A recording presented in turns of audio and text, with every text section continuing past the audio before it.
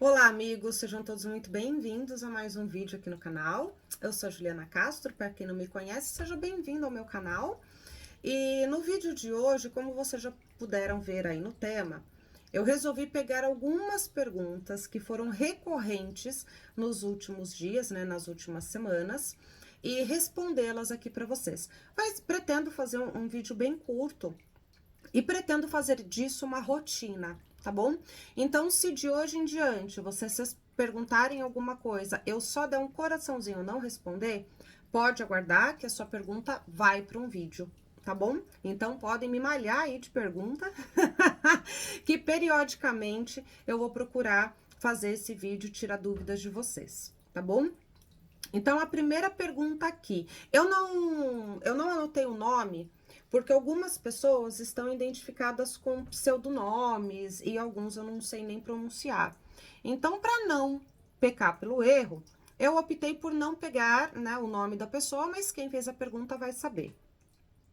A primeira pergunta, que não foi só uma pessoa que me fez, inclusive, muitas pessoas que entraram em contato comigo perguntando a respeito dos meus cursos, uma máxima foi: em quanto tempo eu fazendo o curso eu aprendo? Gente, não tem uma regra. Não existe essa regra, porque assim, vai depender de uma série de fatores. Primeiro fator, se você gosta da dinâmica do seu professor. E aí não importa o professor, se sou eu, se é qualquer outro professor.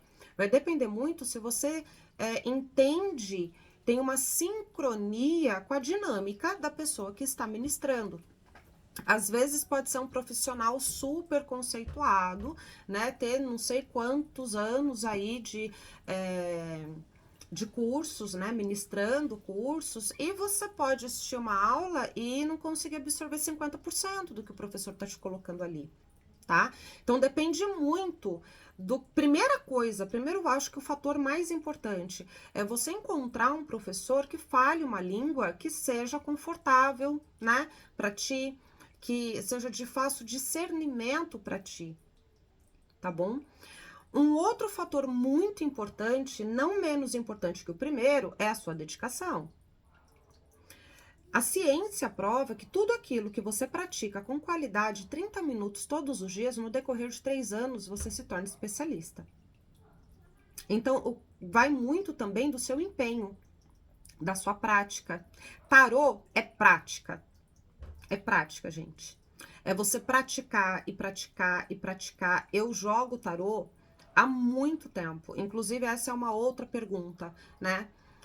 Já vou responder essa pergunta só para deixar as coisas bem organizadinhas, né? As respostas bem organizadas.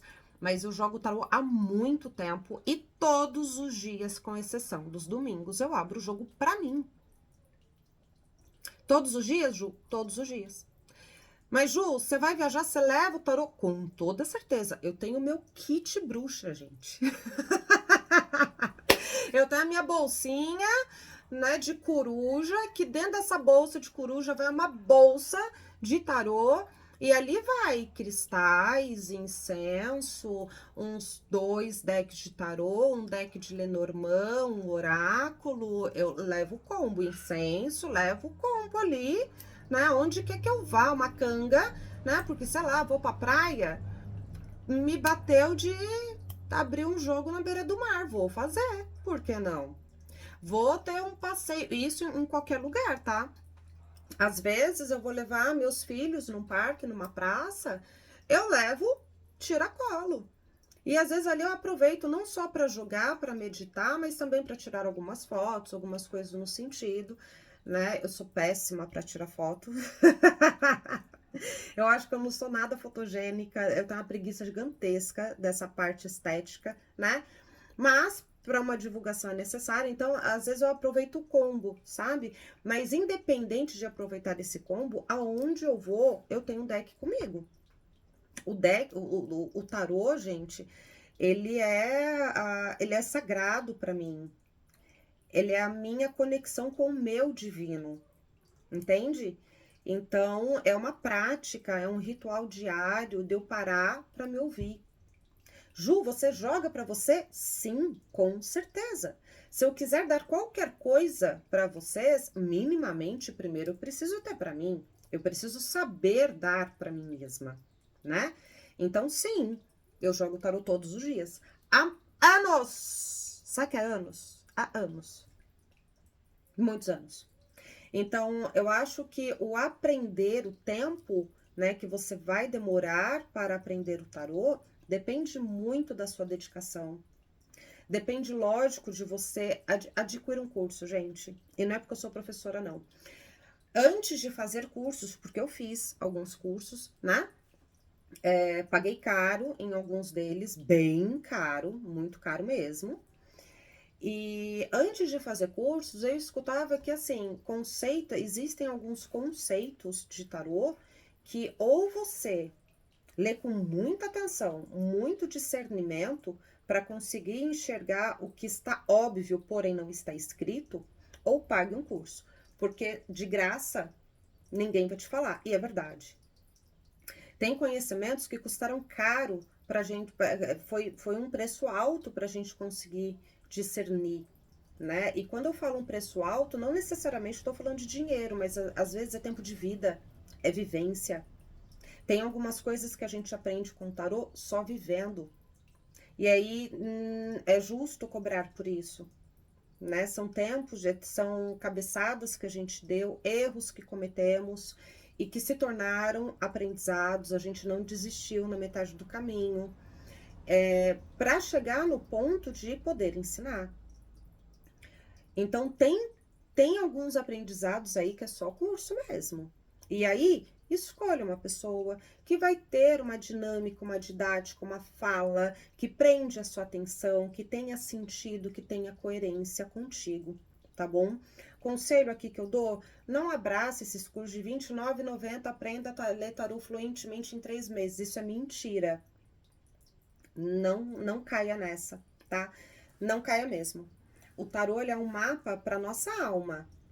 E eu ensino os meus alunos, por exemplo, a viver o tarô a ponto de você se tornar parte do tarô. Porque você, a partir do momento que você vivencia, você consegue ver cartas de tarô em todos os lugares.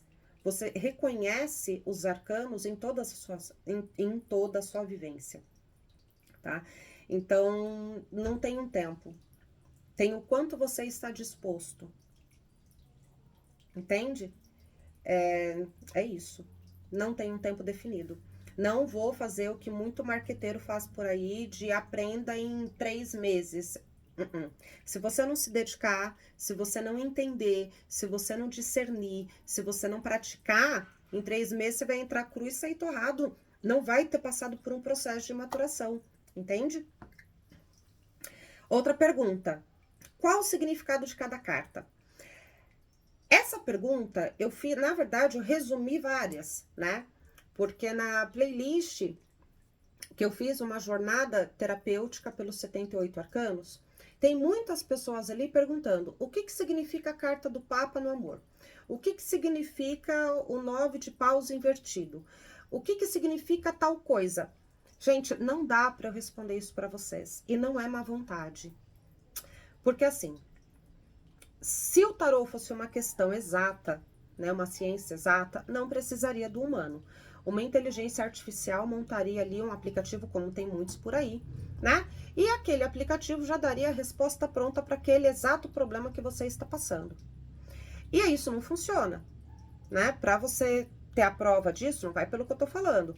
Faça você uma pergunta para o seu tarô e depois você vai lá no aplicativo e escolhe aquela carta lá. Veja se a resposta que dá no aplicativo tem sentido com o problema que você está passando. Eu ouso dizer que não.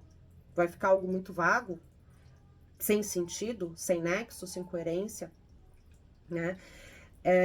Ju, você tá querendo dizer que, sei lá, a carta do Papa vai responder diferente para toda e qualquer pessoa? Sim. Por quê, meus amores? O tarô, ele é um mapa para a nossa consciência humana, ele é um mapa para a nossa própria vivência. E como que se dá a diretriz deste mapa? A sua intuição. Então, vamos lá. A gente acessa, eu como taróloga, vou acessar o seu inconsciente E através do seu inconsciente, eu vou discernir a mensagem daquele arcano naquele momento para aquela questão. Isso não vai ser uma regra, ou seja, a carta do Papa não vai sempre estar falando de casamento em qualquer contexto que ela caia. Não vai estar sempre falando de tradicionalismo em qualquer contexto que ela caia. Já vou dar um exemplo de acontecer de Ju, qual é a postura que eu devo ter no meu trabalho? E aparece a carta do Papa. E eu respondi para a pessoa: aprenda a ouvir. Tenha a postura dessas pessoas que estão à frente do Papa de ouvir atentamente, porque quando a gente está aprendendo alguma coisa, a gente fala menos e escuta mais. E era a carta do Papa.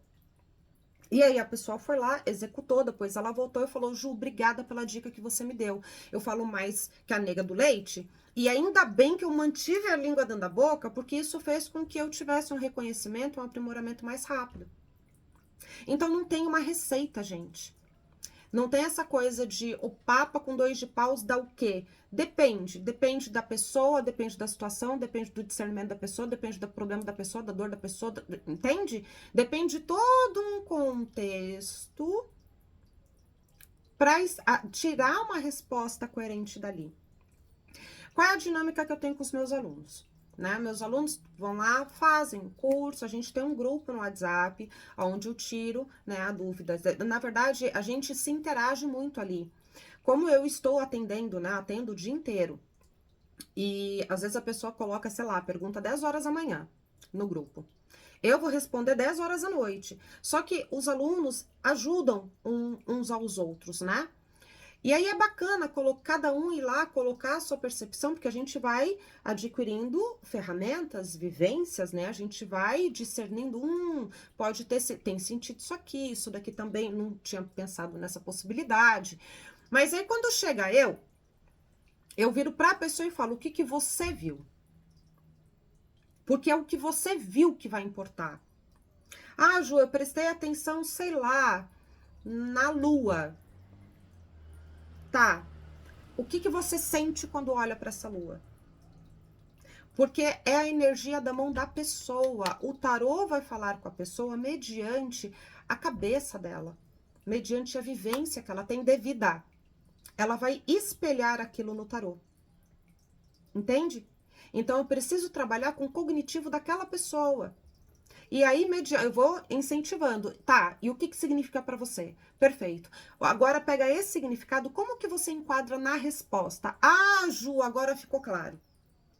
E aí é por isso que as pessoas começam, pelo menos os meus alunos, começam a ter mais fluidez, mais segurança em não dar uma leitura engessada. Tá? Então, quando eu não responder para vocês nesse quesito de o que que significa tal carta em tal questão, não sei. A tiragem não saiu da minha mão. Eu não sei qual é a sua dinâmica de vida. Eu precisaria minimamente saber a sua visão a respeito, para saber se a sua visão a respeito tem sentido com o que você está vendo. Tá bom? Não é má vontade. Eu tô sendo muito íntegra com o que eu mesma acredito, a forma que eu trabalho e principalmente a forma que eu ensino. Tá bom? Próxima pergunta. Você usa todos os seus decks? Todos! Acho, gente, que só...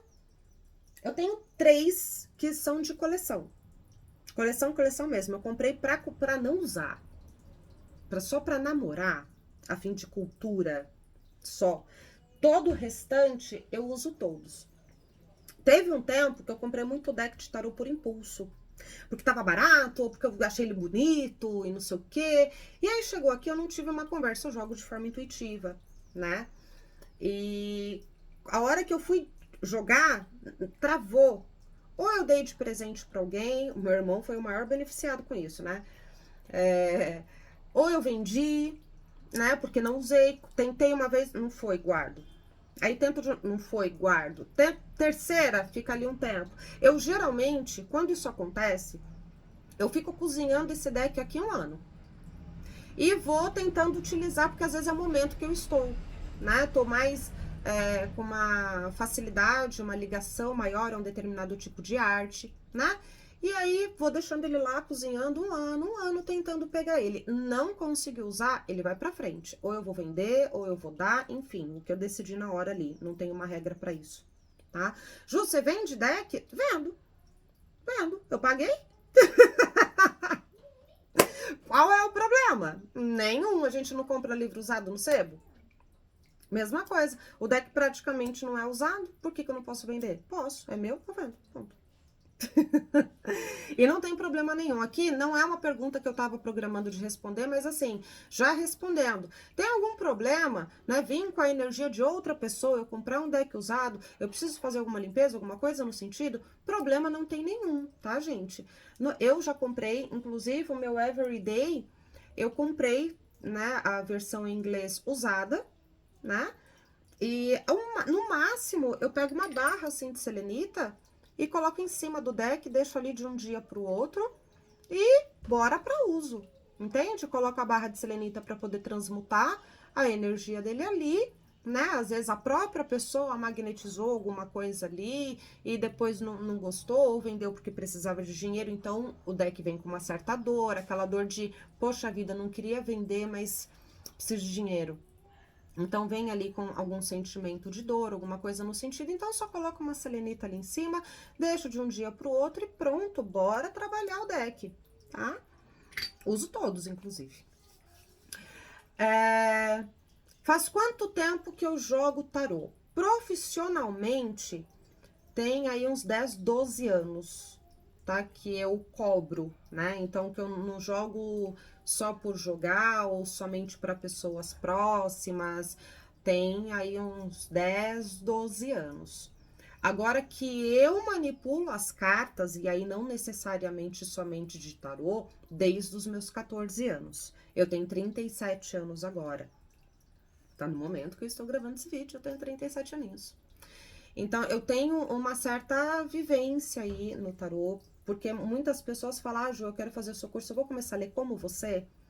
Como eu? Não, por dois motivos. Primeiro, que precisa se levar em consideração esses anos todos que eu leio tarô, né? Isso é experiência vivida e que somente a vivência vai te trazer. E outra coisa, que ler como eu, somente eu. Todos nós, cada um de nós, gente, nós somos singulares.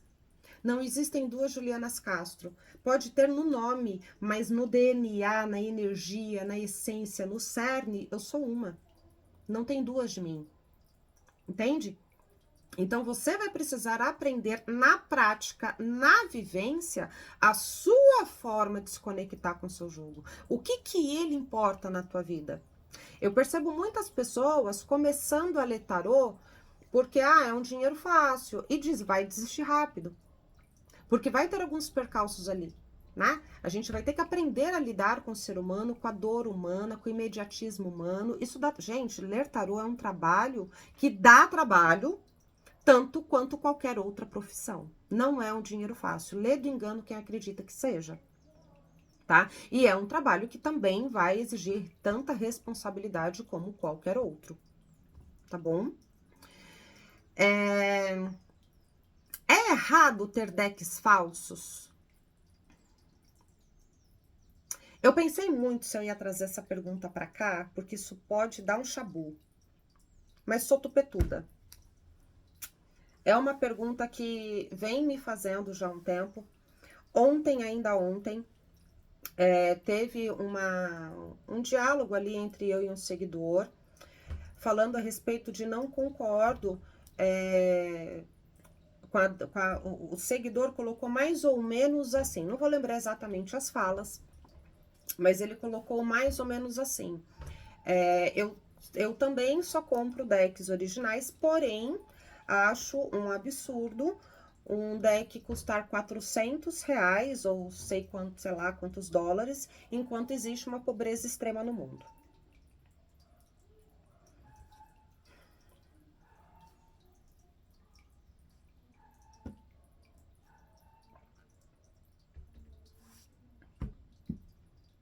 Gente,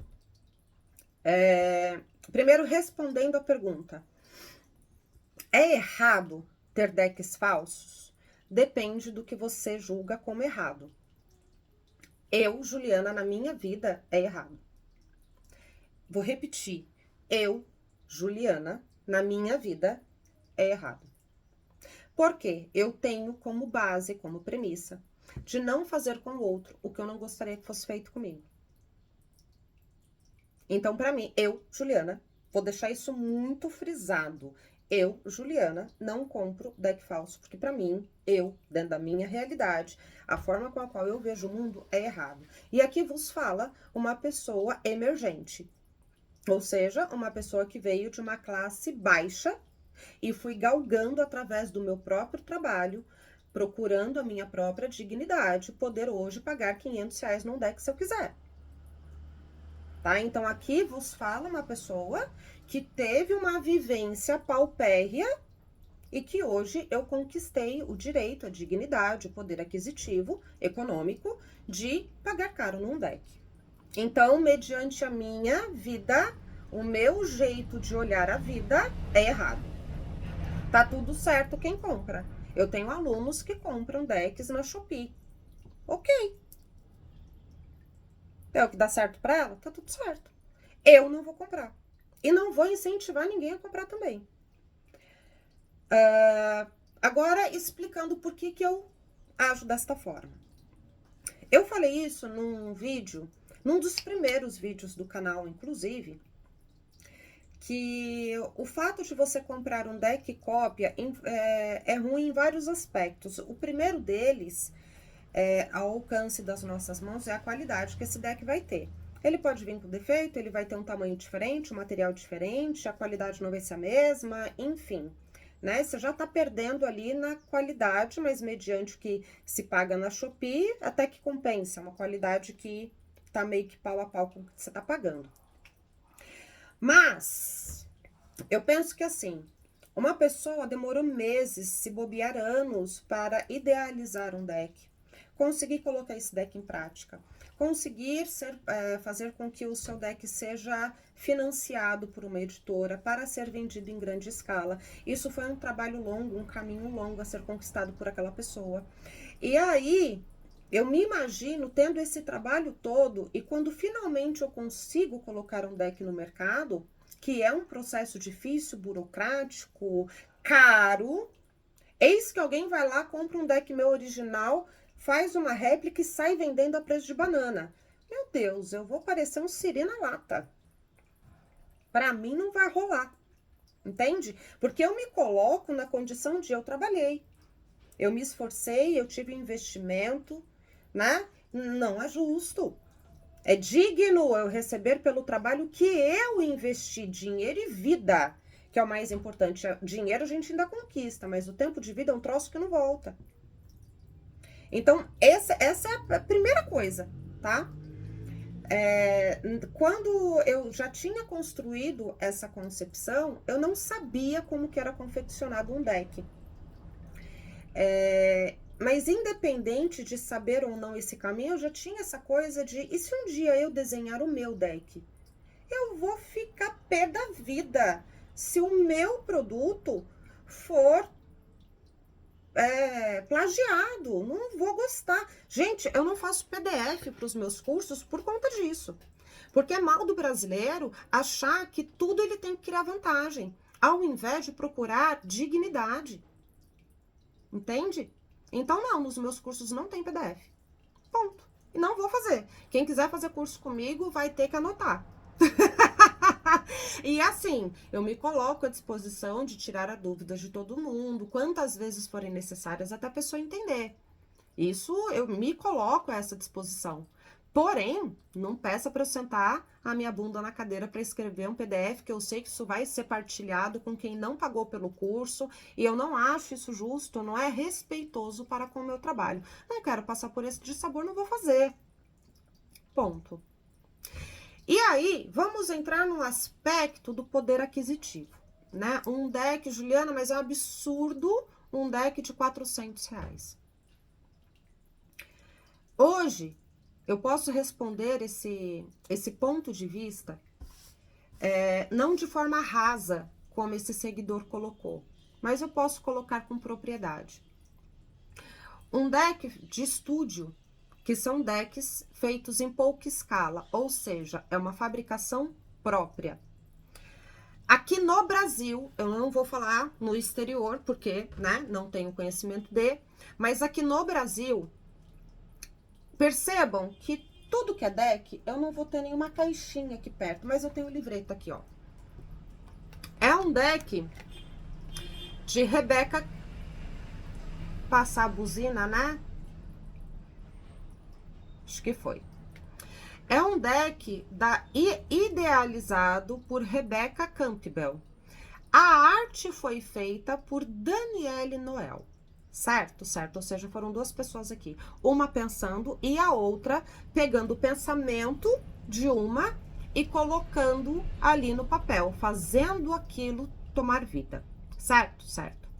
Na grande maioria das vezes, esse designer, né, que vai fazer a arte do deck, ele é pago.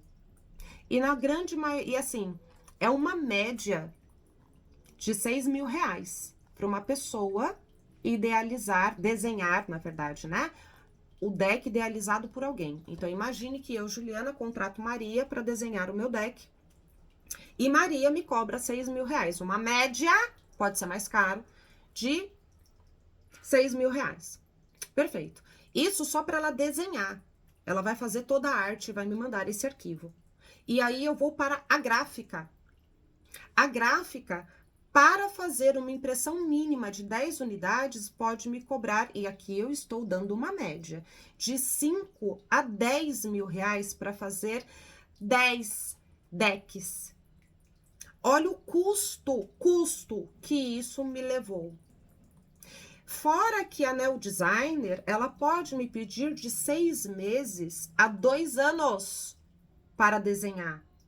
Porque vai ter as minhas alterações, né? Vai ter as minhas aprovações, isso. E quanto mais isso vai se estendendo, mais caro vai ficando. É a mão de obra da pessoa, né? É o trabalho de confeccionar 78 arcanos. E aí, vamos supor que o deck ficou pronto em 6 meses, a arte ficou pronta em 6 meses. A gráfica vai me pedir mais um X tempo. E aí, eu tenho em um ano 10 decks. Só que não é só um ano. E a minha bagagem de vida que eu fui lá e coloquei num deck. Se isso não tiver valor, eu não sei o que é valor. E aí, vamos supor que cada deck meu ficou aí por baixo, uns R$ 300. A que preço que eu vou vender isso? Juliana, mas então a pessoa que não faça, por que ela não tem o direito de fazer? Não é fácil conseguir um patrocínio de uma editora como Pavão Branco, como Editora Alfabeto, como uma US Games. Não é fácil conseguir isso. E por ela não conseguir, ela não pode fazer? Pode. Eis os decks estúdios. Esses decks estúdios, eles vão ser mais caros, com toda certeza. Só que muitos desses decks estúdios são feitos para colecionadores.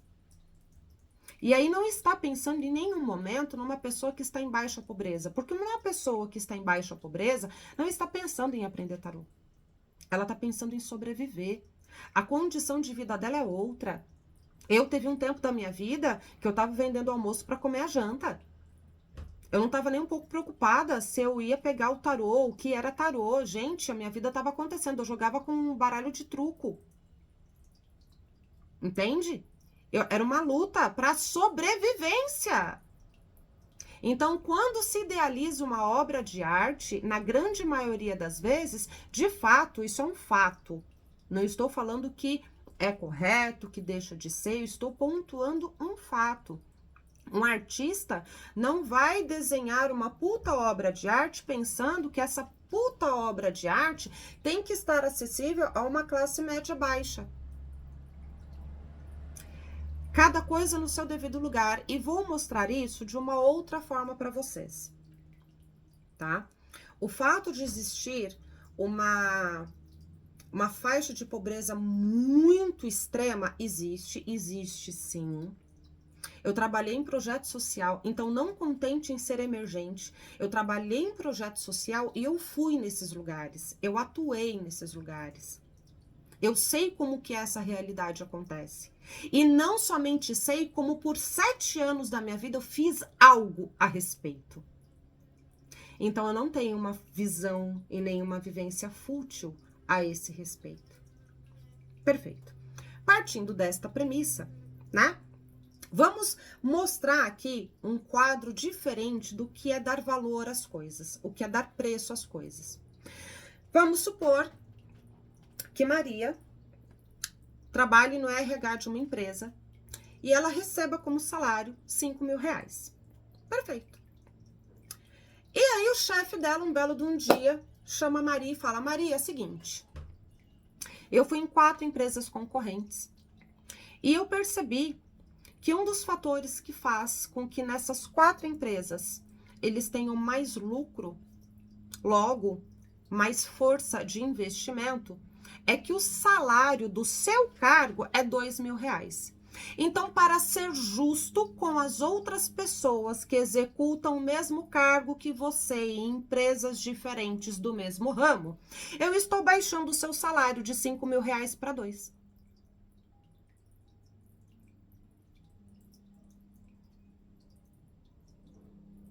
Como é que Maria lidaria com isso? A matemática é muito simples, né? Como assim? Você está querendo rebaixar o meu trabalho, o meu salário, porque a empresa paga menos para o outro? E aí o dono da empresa pode muito bem virar e falar: se você não está contente, eu te mando embora e contrato uma pessoa por 2 mil reais ou 2 pessoas por 4. Mesmo assim, ainda estou lucrando 1.000. E tô tendo mais resultado. Porque na empresa do lado, olha, uma desvalorização de todo um caminho, um trabalho entregue por aquela profissional, pela Maria, no caso, né, nesse exemplo que eu estou dando. Exatamente assim que funcionaria uma economia igualitária, que pensasse que um tem que ganhar exatamente o mesmo que o outro por uma questão de justiça, mediante baixa pobreza. Gente, a baixa pobreza existe sim. Ela é um fator preocupante, sim. Mas cada coisa no seu devido lugar, entende? Eu não posso falar que, sei lá, um jogador de futebol que saiu de dentro da favela e hoje ele tem dinheiro, que ele não pode comprar a Ferrari dele, porque lá na favela tem gente passando fome. Ele conquistou esse direito. E aí pode vir um seguinte questionamento: mas Juliana, ele teve sorte, nem sempre é sorte. E aqui vos fala, além de ser uma pessoa que não teve lá muita sorte, eu tive esforço, isso eu tive, e tenho muito. Determinação de dar certo, de fazer minha vida acontecer. Pensa uma pessoa teimosa, pensa de novo, mais uma vez, sou eu. Mas, não falando apenas de mim, eu fui resolver um problema burocrático no banco. E o atendente, muito do inteligente, de um português sensacional, uma dinâmica, uma didática ímpar, cara ímpar. Num determinado momento, não sei como que a gente caiu nesse assunto, eu não tenho a menor ideia. E eis que ele fala que assim, mas Ju, ali já tava numa intimidade, né? A gente ficou mais de 1 hora ali papeando. Enquanto o meu problema ia se resolvendo, a gente ficou mais de 1 hora papeando. E aí ele falou assim: Ju, mas você há de convir comigo que não é uma máxima uma pessoa que nasceu na rua ou numa condição muito precária conseguir subir de vida, porque o meio colabora para que ela continue se vendo pequena. Falei: concordo. Concordo 100%, 300%. Porém, já dizia minha mãe que eu não sou todo mundo. Então, existe uma ínfima possibilidade, e isso eu falando pro cara, sem saber da história do cara. Falei: mas existe uma ínfima possibilidade dessa pessoa olhar para todo esse quadrante e falar: eu não quero isso para minha vida. Eu não sei o que eu vou ter que fazer, mas que eu vou mudar minha realidade, eu vou. E ele consegue. Aí ele falou: eu concordo com você. Porque eu nasci na rua, eu era morador de rua, meus pais, moradores de rua. E hoje, eu sou gerente de um banco. É possível? É. É sorte? Uh-uh. É dedicação. É esforço. É empenho. Então, aqui, gente, eu passei uma série de situações para vocês entenderem o porquê que eu tenho essa premissa tão ferrenha de respeitar o trabalho do outro. E no máximo, tem um deck que ele custa mais de R$ 2.000. É meu sonho de consumo ter aquele deck. Mas hoje, eu olho o meu poder aquisitivo e falo, não, R$ 2.000 é muita coisa num deck. Mas já teve um tempo da minha vida que eu olhava um deck de R$ 300 e falava, não posso comprar. Como eu queria, mas eu não posso. E ó, dando a trabalhar e me especializo e estudo e passo noite sem sair, sem dormir, estudando. Porque eu tinha um lugar para chegar. Eu tinha algo para conquistar e que só dependia de mim. Hoje, eu posso sim comprar um deck de estúdio. Ainda não me vejo com um patamar aquisitivo, porque eu acho que para eu gastar R$ 2.000 num deck, eu tenho minimamente que ganhar uns 50 mil. Né? Até porque não tem necessidade de eu ter um deck de R$ 2.000. Porém, nada me impede de um dia alcançar esse patamar. Do mesmo jeito que há anos atrás, eu não me via na condição de comprar um deck de 300. E hoje eu posso. Entende? Não subestime a força do ser humano. Nunca. Nunca. Se você tiver a oportunidade de virar para uma pessoa, por pior que seja a situação que ela estiver, e falar para ela, você pode, você consegue. Porque você não vai nascer numa situação que você não tenha forças para se tornar resiliente e mudar. Porque se fosse assim, eu não sei vocês, mas eu acredito em Deus. Seria a mesma coisa de dizer que Deus errou. Que você nasceu no lugar errado. É a única coisa que dá sentido para mim. Ao mesmo tempo que nasce o filho da Rainha Elizabeth, nasceu uma pessoa em situação de rua. Ao mesmo tempo, duas pessoas nasceram, uma num berço de ouro e a outra nem berço tinha. Por quê? Ou existe um propósito nessas existências que vão além do que nós vemos, da forma com a qual nós vemos o poder econômico, ou Deus não existe. Eu acredito em Deus. Então eu acredito que na situação em que estamos, nós sempre podemos fazer algo a respeito. Não significa que seja fácil, mas significa que pode ser possível. Então é por conta disso, gente, que Juliana, eu acho que nesse vídeo ficou muito claro. Juliana, que lá atrás não tinha condições de comprar, continuo tendo o mesmo pensamento hoje, lógico, que com a visão de eu sei o quanto que pode custar, o quanto que isso é burocrático, o quanto isso é difícil, o quanto tempo demora. Hoje eu tenho uma visão um pouco mais ampla a respeito. Né? Porque eu conheço pessoas que idealizaram o próprio deck e estão ralando para conseguir colocar esse deck num papel. Entende? Não é um processo fácil.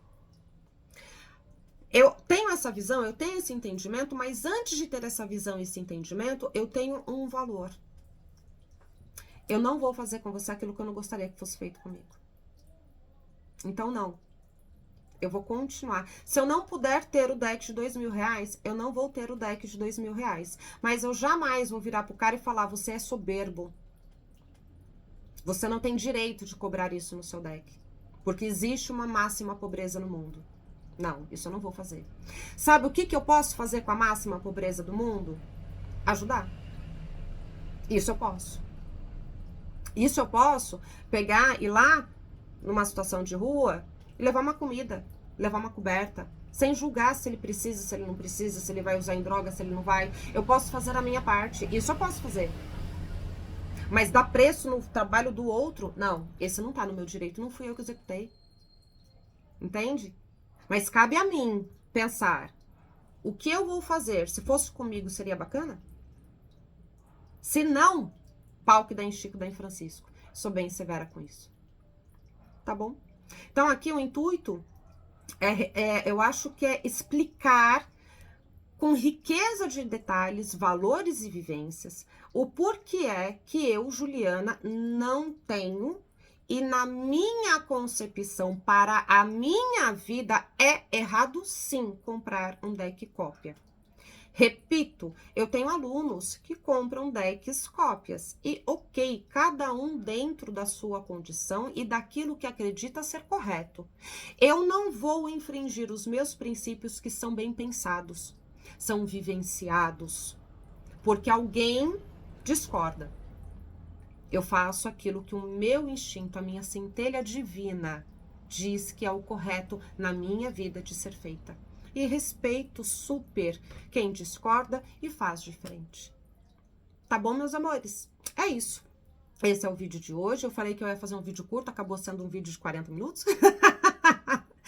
Espero que não fique maçante para vocês. E repito, coloquem perguntas aí. Eu vou procurar periodicamente fazer um vídeo trazendo a sua pergunta aqui pro vídeo, tá bom? Eu sou muito melhor falando do que escrevendo, tá certo?